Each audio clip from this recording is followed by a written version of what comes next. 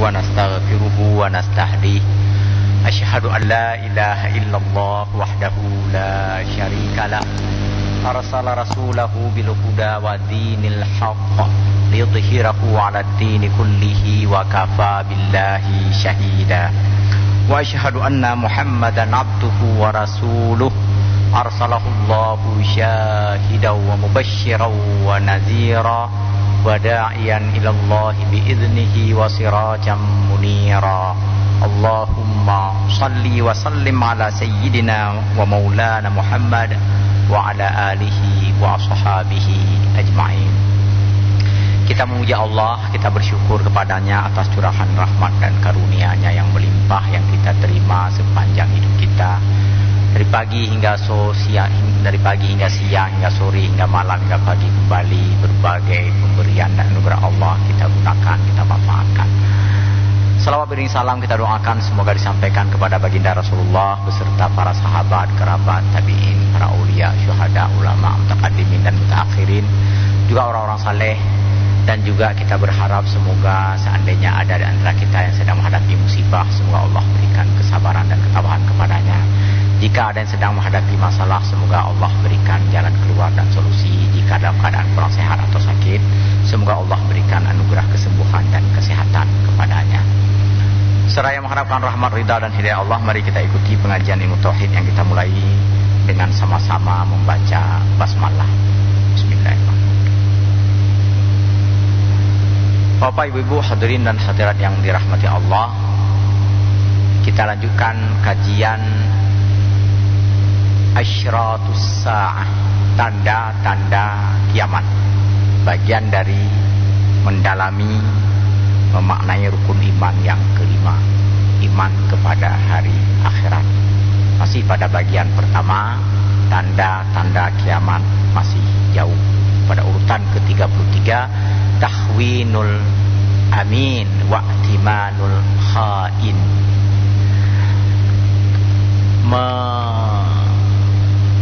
menganggap orang yang amanah itu sebagai pengkhianat dan menganggap pengkhianat itu sebagai orang yang menjalankan amanah.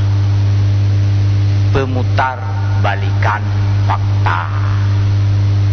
Orang jujur dicerca dan dicela, sedangkan orang bohong dipuja dengan 1000 kata. Itu tanda kiamat. Urung jarang dipegah bangai, liawak bangai, sedangkan urung bangai pegah cara liawak bangai sih. Karena nggak mungkin orang bodoh itu bisa bilang orang bodoh itu pandai dan orang pandai itu bodoh. Saya sering mengutip beberapa contoh di sini. Memang banyak yang nggak waras terjadi di negeri kita, tetapi ketidakwarasan yang dipelihara untuk mengekalkan kedudukan dan kekuasaan seseorang. Banyak yang nggak waras terjadi. Saya sering kutip nih beberapa info. Ada orang yang sejak SD, sejak sekolah dasar, SMP, SMA selalu juara. S1, S2, S3 di dalam dan luar negeri selalu juara. Jadi guru besar paling muda, salah satu yang paling muda di negeri ini. Kemudian memimpin sebuah provinsi, 3 tahun baru memimpin ketiga-tiganya WTP, wajar tanpa pengecualian. Kemudian 20 kali mendapat penghargaan nasional dan internasional. Mulai dari bidang transparansi, bidang komunikasi, sampai bidang pelayanan publik transportasi. Penghargaan pun tak tanggung-tanggung, menjadi kota terbaik di seluruh dunia dalam soal koneksi transportasi. Datang Umbangai, dia bilang gubernur bodoh. Maka umpah bodoh kawan, orang ngomong itu kan. Ini namanya tahwinul amin wa'timanul khain. Lalu ada orang yang satu lagi, kerja sehari-hari cuma goyang-goyang kaki, cuma makan gaji, nggak ngomong, maksudnya ngomong pun orang nggak paham, ngomong pun orang nggak paham, nggak ngomong lebih nggak paham lagi. Lalu dibayar gaji setiap bulan kepada dia, walaupun dia nggak kerja, karena dianggap sebagai relawan sejati, lalu diberikan kedudukan dan penghargaan, dipuja-puja sebagai tokoh bangsa. Bila perlu nanti kita berikan penghargaan menjadi pahlawan. Nyanyi cuma mati migop gitu kan kalau ada orang ngomong. Ini tahwinul amin wa timanul khain. Yang pandai dipersepsikan bodoh, yang bodoh dipuja-puja seakan-akan pandai. Hanya orang putus kawat yang mau percaya seperti itu. Orang-orang cerdas, orang-orang waras nggak akan percaya kepada kerjaan-kerjaan seperti itu. Walaupun membayar buzzer beribu-ribu orang, menghabiskan biaya bermiliar-miliar rupiah, yang putus kawat tetap nggak akan bertambah. Bapak Ibu yang bahagia. Maka Bapak Ibu yang berbahagia, sekali lagi banyak ketidakwarasan dipelihara oleh orang-orang tertentu, dipelihara oleh orang-orang tertentu untuk mengekalkan kekuatan, kekuasaan dan pengaruh pihak, untuk mengelabui banyak pihak, untuk mendustai banyak orang, seakan-akan negeri atau kekuasaan yang dipimpin ini aman-aman saja. Padahal di sana sini berbagai kesemrautan telah terjadi. Lalu nomor 34, kita lanjutkan. Halakul wa'ul wa dhuhurut tahud. Hilangnya orang-orang mulia dan munculnya orang-orang hina. Hilangnya orang-orang mulia, berkurang satu demi satu.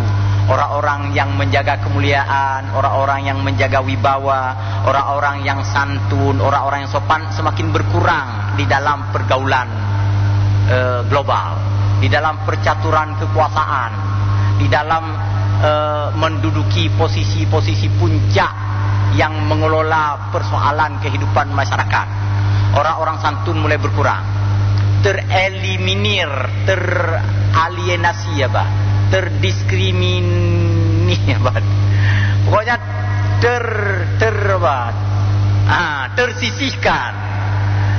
tersisihkan nih bahasa yang paling tepat, tersisihkan dari kekuasaan. Kenapa? Karena dia baik, karena dia jujur, karena dia terhormat, karena dia orang yang menjaga diri, karena dia orang yang berilmu, karena dia orang yang santun dan sebagainya. Itu mulai tersisih. Lalu dipakailah orang-orang yang suka hantam kromo, orang-orang yang omongannya itu berkoar-koar, kocar kacir, entah apa yang dia ngomongnya meledak-ledak, di mulutnya itu keluar semua nama isi kebun rangunan Jakarta itu sempat keluar. Nah, muncul orang-orang seperti itu, lalu dianggap sebagai tokoh, lalu dipuja-puja lagi, lalu dihormati, lalu dikatakan jujur, lalu dikatakan pandai, diangkat sebagai entah presiden, entah presiden komisaris, entah pemimpin perusahaan. Lalu perusahaan yang dipimpin jeblok, bangkrut. Kenapa? Karena dianggap pandai tadi, dianggap hebat, dianggap mulia, dianggap terhormat. Padahal sejak dari omongannya saja kotor, ternoda, muak, muntah kita kalau kita dengar omongan dia saja. Belum lagi kerjaannya. Nah, ini dia halakul wa'ul. Orang-orang baik itu mulai tersisih, mulai tereliminasi, mulai keluar dari sistem. Lalu muncul orang-orang bangsat, orang-orang kaplat, orang-orang keparat. Itu muncul duduk di pusat-pusat kekuasaan, di pusat-pusat pengaruh, bisa mengatur, bisa menyuruh banyak orang. Suruhan-suruhannya itu menjadi sangat bermakna, dipatuhi, dituruti. Kenapa? Karena memang sama-sama kaplat, sama-sama bangsat, menguasai kekuasaan-kekuasaan yang ada. Ini tanda kiamat yang ke-34. Wa hadza min alamati saati ayyamuta asyrafun nas wa hukama'uhum wa uqala'uhum wa ulama'uhum. Mulai dari orang-orang pintar, orang-orang bijak, para pemikir dan para ulama tersisih dari kekuasaan, tersisih dari pergaulan penting. Lalu summa yadharu badilun, muncul penggantinya. Fayadharu tahud wahum juhalun nas. Mereka adalah orang-orang terbodoh yang ada di kalangan manusia. Wa ghawgha'uhum, orang-orang yang kasar, yang tidak tahu sopan santun, li'annahu khala lahumul jawu, untuk menggantikan kedudukan orang-orang pandai tadi. Rasulullah sallallahu alaihi wasallam bersabda, "Walladzi nafsi Muhammadin biyadihi la taqumus sa'atu hatta wa dzakara minha wa yahlakul wa'ul wa yadharut tahud." Rasulullah SAW bersabda bahwa kiamat tidak akan terjadi sampai beliau menyebutkan hilangnya orang-orang baik, orang-orang cerdas, para pemikir, orang-orang bijak, lalu digantikan dengan munculnya orang-orang bodoh, orang-orang dungu, orang-orang kasar, orang-orang beringas, masuk menggantikan posisi orang-orang bijak di dalam sirkel kekuasaan dan pengelolaan kepentingan umat manusia. Waqad yakunu dhuhurut tahut bi'tilaihim al-munasib wa khidmati wasailil i'lam lahum wa kasratil mubtilina haulahum. Orang-orang yang bodoh tadi, orang-orang yang dungu, karena memang diberikan peran oleh kekuasaan, mereka bisa mempengaruhi orang lain, mereka bisa membuat keputusan-keputusan, membuat kebijaksanaan yang tak bijaksana, dan memaksa orang untuk tunduk dan patuh kepada kebijaksanaan yang dibuat oleh orang-orang dungu tadi. Maka kedunguan pun menjadi menular, menjadi merajalela. Maka keputusan-keputusan yang dibuat pun adalah keputusan-keputusan yang didasarkan pada kebodohan dan kejahilan, sehingga tidak akan membawa manfaat yang besar bagi masyarakat tersebut. Secara perlahan dan bertahap mulai bermasalah kehidupan di masyarakat itu. Ini pertanda kiamat akan terjadi. Terjadi setidak-tidaknya pada masyarakat itu. Lihatlah kehancuran beberapa negeri ketika negara itu dipimpin oleh pemimpin-pemimpin bodoh, mengangkat pembantu-pembantunya juga dari kalangan-kalangan orang bodoh, karena tak mampu bersaing dengan negara lain, karena tak mampu berkompetisi dengan kemajuan dan tantangan zaman. Maka negeri yang dipimpin oleh orang-orang bodoh itu dan juga dibantu oleh orang-orang bodoh sebentar saja menjadi punah, musnah, hancur, lebur, karena tak mampu bersaing dengan kemajuan zaman. Kita lanjutkan kepada yang ke-35. Adamul mubalati bimafdaril mali min haramin au min halalin. Tidak kritis, tidak mencari tahu terhadap sumber harta, apakah berasal dari sumber halal atau sumber yang haram. Ini ketika sudah menggejala, ketika sudah mulai merata, masyarakat tak kritis lagi dengan pendapatan yang dia peroleh. Apakah yang dia peroleh itu benar-benar merupakan haknya atau hak orang lain yang telah dialih fungsikan kepada dia? Dan apakah yang diperolehnya itu betul-betul hasil kerja dia atau prestasi balasan untuk prestasi dia, atau hanya sekedar sogokan, pesengap, sogok, tutup mulut dan sebagainya. Ketika ini sudah menggejala, ketika sudah merata, orang-orang tak bertanya lagi harta yang saya miliki hari ini apakah memang wajar untuk saya ambil, saya manfaatkan, maka itu pertanda kiamat juga akan terjadi pada masyarakat tersebut. Maka pengen perlelu kaya memang god bagi orang yang god. Kenderaan bagus perlu untuk bisa digunakan. Tetapi ingat bahwa memanfaatkan benda haram itu akan membuat seluruh tubuh kita menjadi haram. Ma nabata min haramin fannaru aulabi. Kalau tumbuh satu satu biji satu tetes saja darah berasal dari sumber yang haram, maka dia akan mencampuri seluruh darah yang ada di dalam tubuh kita dengan darah yang haram. Makanya berulang-ulang Allah firmankan, ya ayyuhan nas kulu mimma fil ardi halalan tayyiba. Wahai manusia, makan yang ada di bumi ini yang halal dan juga yang baik. Kalau misalnya bukan yang halal dan yang baik yang dimakan, maka akan merusak tubuhnya. Bukan rusak secara fisik, tetapi ada kerusakan yang lebih berat. Rusak jiwanya, rusak struktur berpikirnya, rusak penalaran dan perasaannya. Orang yang tumbuh dari benda yang haram nggak akan bisa lagi melihat kebenaran dan kebajikan. Kalau dinasihati dia, maka dia marah kepada yang menasihati. Timba ayo gede, poh ayo gede, drop ayo gede. Kenapa bisa seperti itu? Karena dalam dirinya itu telah merajalela, telah berkembang bibit-bibit haram.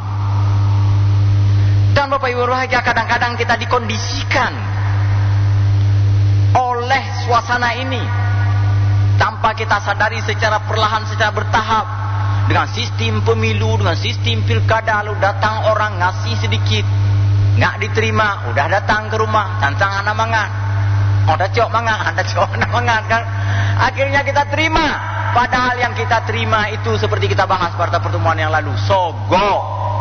Itu pemberian terkutuk. Allah yang mengutuk orang-orang yang menerima dan memberi sogok untuk kepentingan-kepentingan jabatan, kepentingan kekuasaan, kepentingan pengaruh birokrat dan sebagainya. Banyak sekali riwayat, banyak sekali hadis yang menyatakan keterkutukan mengkonsumsi barang-barang haram seperti itu. Keterkutukan makan sogo. La'natullahi 'alal rashi wal murtashi. Kutukan Allah diberikan kepada yang memberi sogo dan yang menerima sogo. La'anallahu rashi wal murtashi war raish. Allah mengutuk, melaknati orang-orang yang memberi sogo, menerima sogo, dan yang ikut menjadi perantara sogo. Bukan hanya sekedar berhadapan dengan KPK, tangkap tangan, tetapi ada yang jauh lebih berat dibandingkan KPK. Neraka itu lebih hina, Bapak Ibu berbahagia. Jadi jangan dikira kabere selamat dari KPK. Belum, ini masih pura-pura, ini masih sementara ini. Apalagi pegawai KPK mengundurkan diri banyak sekali kan. Itu kan buatan manusia, desain manusia semuanya.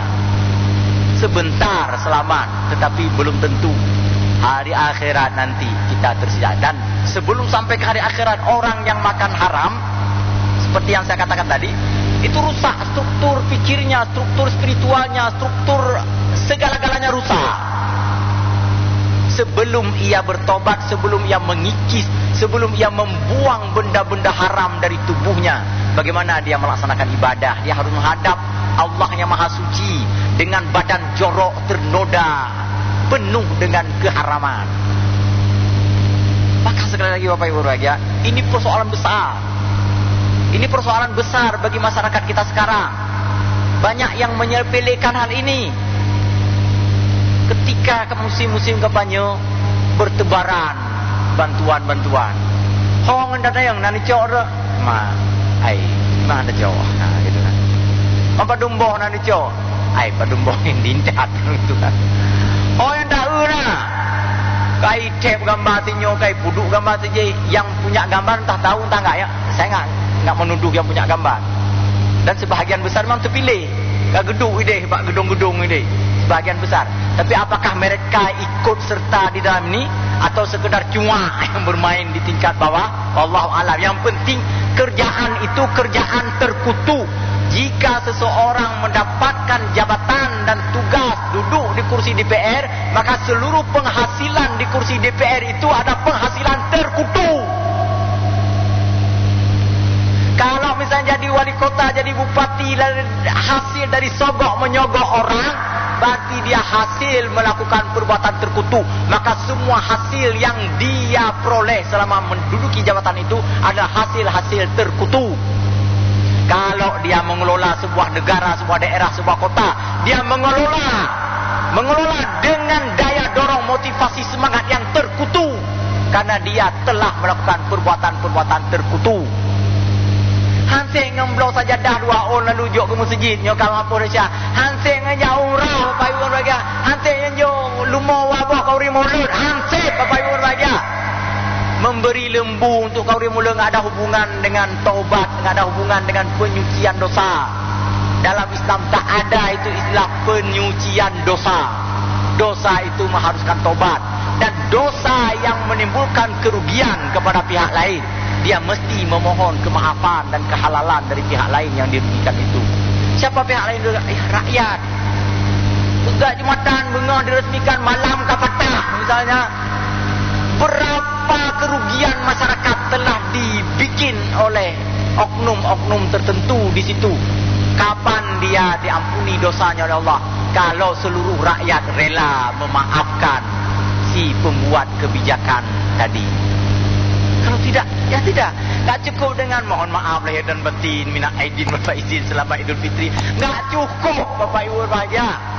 Itu untuk basa-basi boleh. Atau untuk sudah saling kenal karena memang hana, tak ada dendam, tak ada macam kita berjumpa berdua, ya cukuplah seperti itu. Karena memang tidak ada yang dirugikan, cukup. Tapi kalau rakyat dirugikan, jalan bertambah di mana-mana, kemudian sumber-sumber produksi, sumber-sumber kehidupan, hutannya dikasih untuk cukup, itu zalim, itu mendalimi rakyat. Tak cukup dengan mohon maaf lahir dan batin, selamat Idul Fitri 1400 sekian Hijriah. Tak cukup. Juga tak cukup dengan bibi lumur untuk baru walaupun yang hijau insya-Allah begitu kan. Tak cukup dengan beli sajadah untuk masjid, tak cukup dengan beli jakrong bagi dia on dapur ke dengku. Yang incat bak-bak balai, yang incat bak-bak daya, yang incat bak urun tu membut. Tak cukup Bapak Ibu bahagia. Saya pernah dibawa satu tas uang di sini. Tak botai mepeng dulu. Dia bilang nerom lang Aceh dia.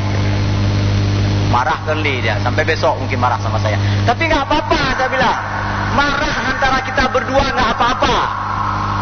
Yang lebih celaka kalau Allah dan para malaikat mengutuk kita gara-gara saya menerima pemberianmu yang saya enggak tahu untuk apa engkau berikan ini. Untuk mengkampanyekan kamu untuk menduduki jabatan tinggi. Enggak saya kampanyekan pun kamu bisa dapatkan, saya bilang. Dan saya akan segera berubah menjadi iblis dengan menerima pemberian-pemberianmu ini. Mula dua-dua. Enggak apa-apa saya bilang. Setelah itu ya saling memaafkan. Kalau dia enggak memaafkan ya udah terserah dia. Saya enggak marah lagi. Marah pada saat dikasih aja. Andai boyum dayung kan.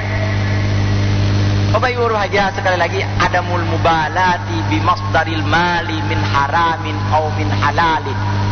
Orang-orang sudah enggak kritis lagi. Orang-orang enggak mau peduli lagi.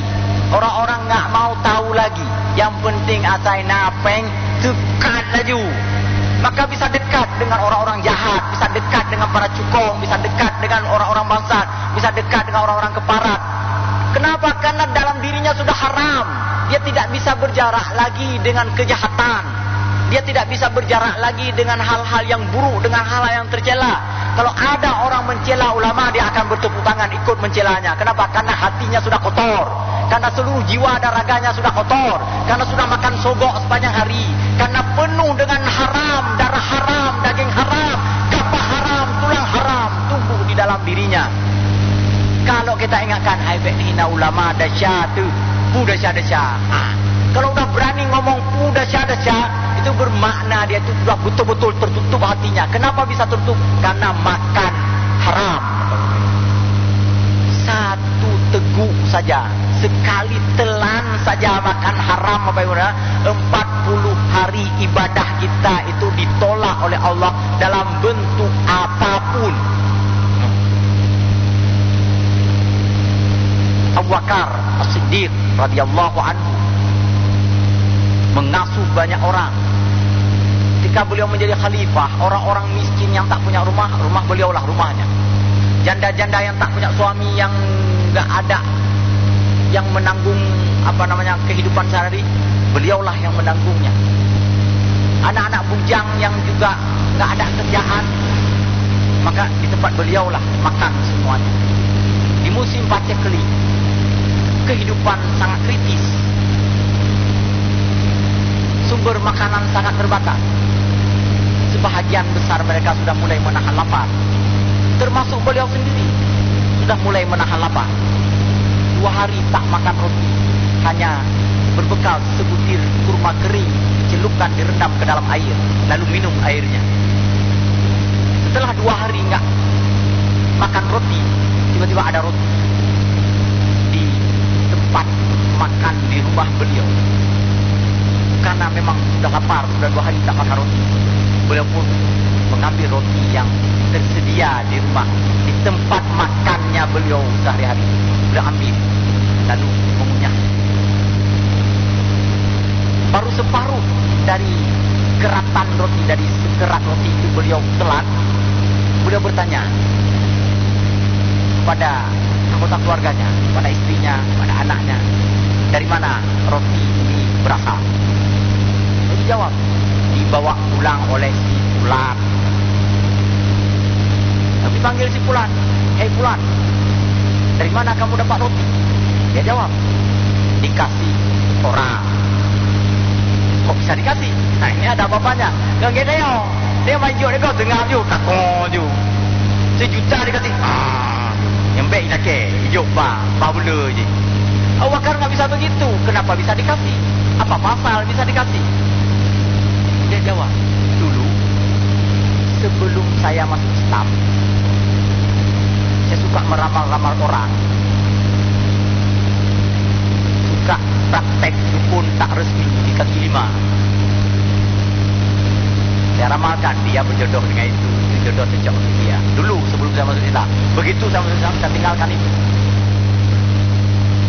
Rupanya orang yang pernah saya ramal dulu itu, dulu gak sempat bayar dia. Baru sekarang dia bayar. Saya belilah bayaran itu, saya beli roti ini. Saya bawa pulanglah kemari. Kata si Fulan tadi yang mengaku, bawa pulang roti. Apa yang disikapi oleh Abu Bakar waktu itu? Beliau memuntahkan sisa setengah kerat roti tadi, beliau campakkan, beliau buang. Kemudian yang ada di mulut beliau muntahkan, nggak mau keluar karena sudah tertelan. Beliau korek-korek lidah, pangkal lidahnya dengan ujung jari sampai keluar darah, sampai betul-betul muntah, sampai betul-betul keluar semuanya. Lalu beliau membaca Alhamdulillah. Hampir saja, kata beliau, duniaku menelan akhiratku, kata beliau. Hampir saja, karena kelaparan duniaku menelan akhiratku. Apa maksudnya? Maksudnya adalah bahwa barang-barang dari sumber yang tak benar, dari praktek perdukunan, dari sogok, nggak mau beliau makan. Makanya beliau seorang sahabat Rasulullah, seorang yang sangat dihormati, seorang yang sangat mulia, seorang yang sangat bijak. Beliau selalu bisa membedakan mana yang baik dan mana yang buruk. Kenapa? Karena dalam dirinya itu tidak terkontaminasi, tidak ternodai, tidak terkotori, tidak tercemari dengan benda-benda yang haram. Selalu benda-benda baik, selalu benda-benda yang halal.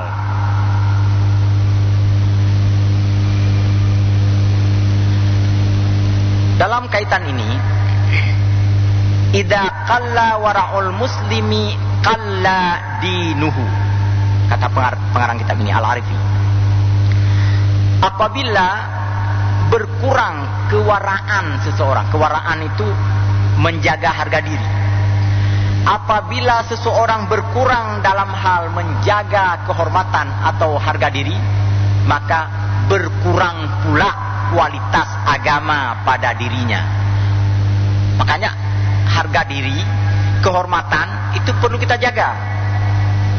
Tapi bukan sembarang kehormatan. Kehormatan yang dimaksud di sini adalah wara.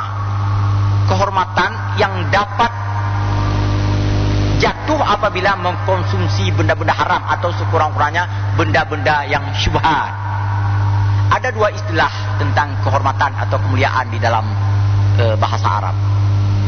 Ada marwah atau muru'ah, ada wara namanya. Muru'ah itu terkait dengan fisik. Malai kalau nggak pakai baju megah, malai kalau nggak pakai mobil megah, malai kalau nggak pakai rumah megah, itu fisik. Sedangkan wara itu kehormatan dalam arti perilaku. Malu kalau sedang azan berkumandang, manteng we aki bak kedai kopi, itu wara namanya. Malu kalau makan dari sumber yang tidak jelas. Malu kalau udah waktu salat kita belum siap-siap, itu wara namanya. Jadi menjaga kemuliaan, menjaga harga diri yang terkait dengan kepatuhan terhadap ajaran agama, itu wara.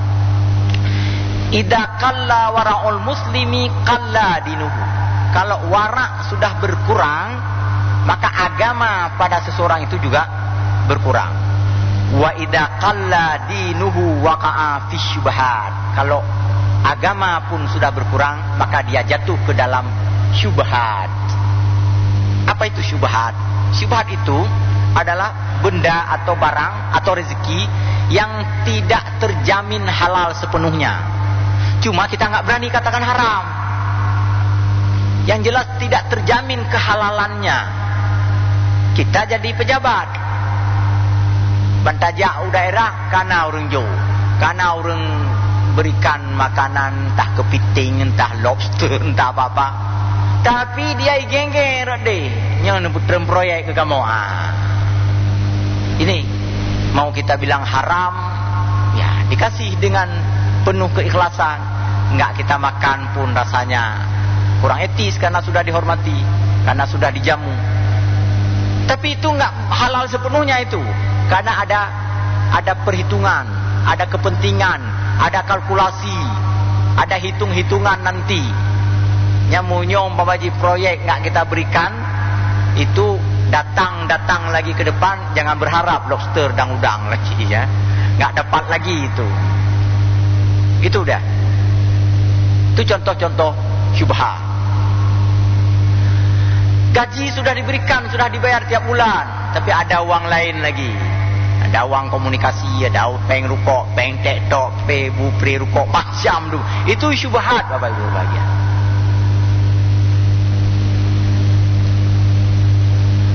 Summa yaka'u fil haram.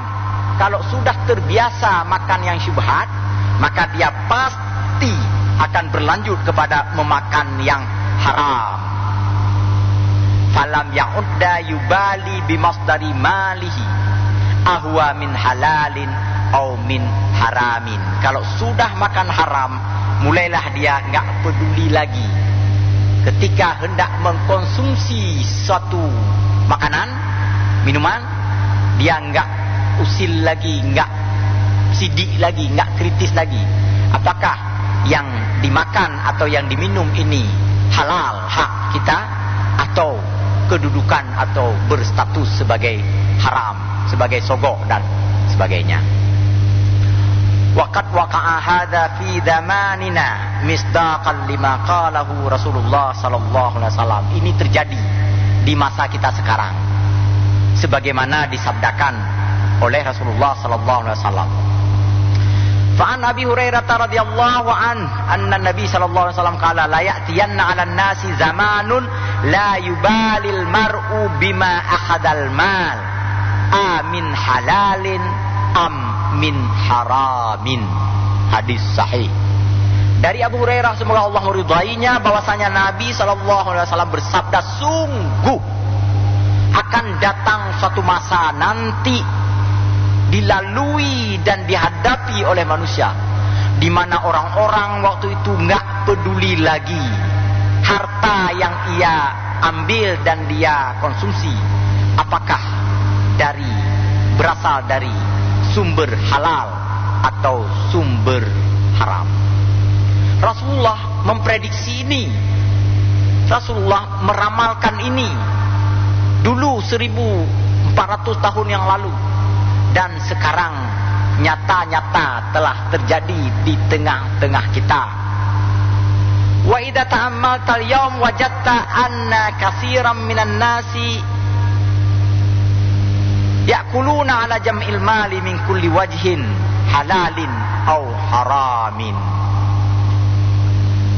Kalau kita perhatikan hari-hari ini, kita temukan banyak sekali pencampur bauran sumber-sumber rezeki itu antara yang halal dengan yang haram. Enggak ada lagi terpilah dan terpisah. Kamu jampu-jampu lo juinan, karena orang yang mencampurnya itu mengira semuanya halal, karena sudah terbiasa dengan yang syubhat tadi, dengan yang tidak terjamin kehalalannya, sudah terbiasa dengan seperti itu, maka terus menerus bercampur baur. Gaji itu penghasilan sah. Seorang pekerja, seorang guru, seorang dosen, gaji itu penghasilan yang sah, halal. Ada lagi selain guru, selain gaji, apa itu? Namanya buku menggula, kan gitu. Pulau buku, dah mulai jual buku untuk anak-anak, harga 100.000. Kedalam kurumplo, kedalam kurumplo, dah mulai. Gaji ke agen penerbit, dah mulai. Ada yang lain lagi, tulis itu serto, tulis 100, ambil 90, dah mulai lagi.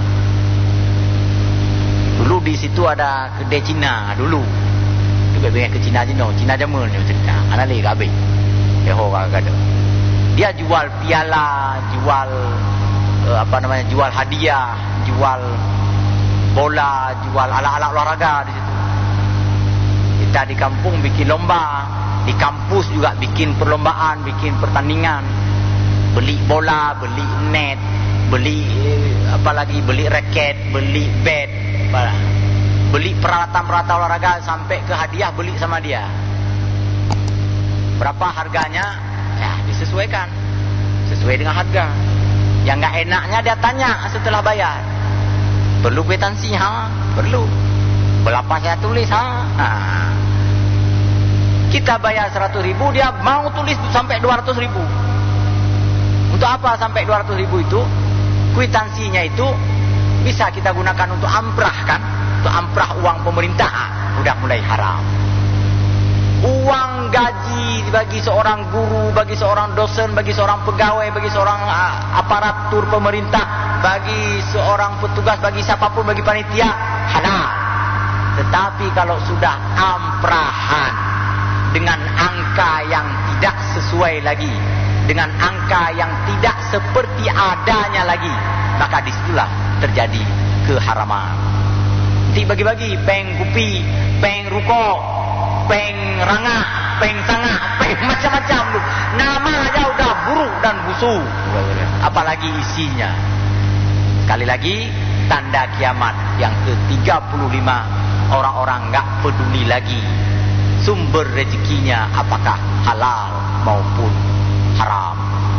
Semoga menginspirasi kita semua. Lebih kurang saya mohon maaf. Subhanakallahumma bihamdika asyhadu an la ilaha illa anta astaghfiruka wa atubu ilaik. Wassalamualaikum warahmatullahi wabarakatuh.